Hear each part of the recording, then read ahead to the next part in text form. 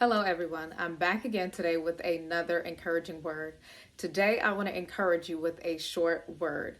Yesterday, I was at the dentist and I was listening to the dental assistant and the dentist talk. And the dental assistant was basically telling the dentist how much she enjoyed roller coasters. But she mentioned that whenever she's on the roller coaster, she has to keep her eyes open to see where the roller coaster is going, paying attention to the tracks, the way it would turn and the way it would go up and down.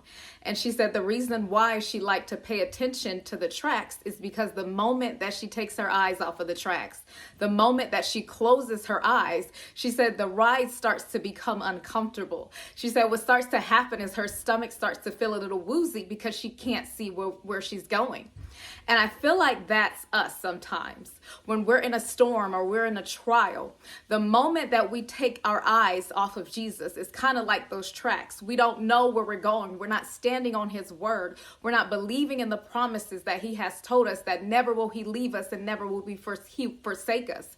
It's like we become so discouraged and so disappointed because we have taken our eyes off of Jesus, because we have taken our eyes off of the one who said that you can do all things through Christ who gives you strength. It's kind of like the story in the Bible with Peter. When Peter started to walk on the water, he asked Jesus if he could come to him, and Jesus said, "Come." And as soon as Peter stepped out of the boat, Peter started doing the impossible, which was walking on the water. But the moment that Peter took his eyes off of Jesus and placed his eyes on the effects of the storm, the way the winds were blowing and causing the boat to toss to and fro, the way that the waves were, crashing back and forth, the moment that he took his eyes off of Jesus and put his eyes on the storm, what happened? Peter started to sink into the water. And immediately, Peter called out to Jesus and he called out for help. That's what the Bible tells us. And the moment Peter called out for help, Jesus was right there with his hand out to help Peter. And he told Peter, "You of little faith." And the part that I want you to pay attention to there is immediately when Peter started to sink and he called out for help, Jesus was right there to catch him. But he also said, "You of little faith," meaning, don't you trust me? Don't you trust that when I say come, come? And here's another thing that I want you to know about this scripture. It's actually out of Matthew chapter 14, 29 through 31.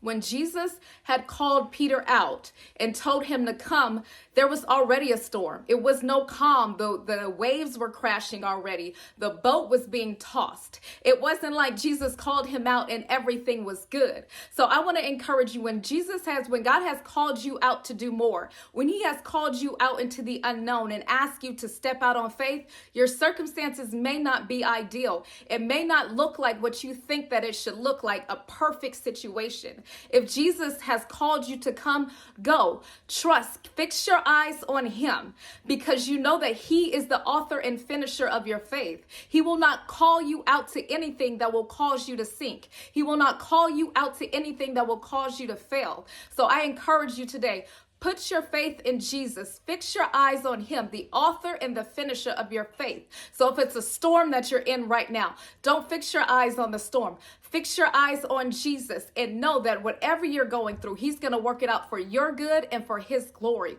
I pray that this word has encouraged you. And as always, be blessed, stay encouraged, and I'll see you in the next video. Bye.